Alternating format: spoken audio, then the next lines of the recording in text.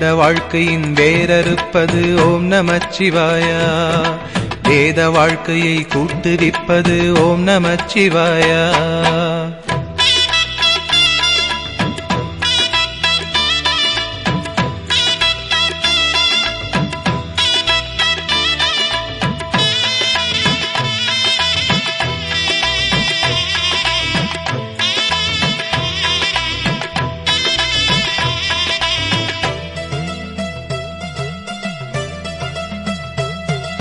காலனை காலெத்தியே விடும் ஓம் நமச்சிவாயா.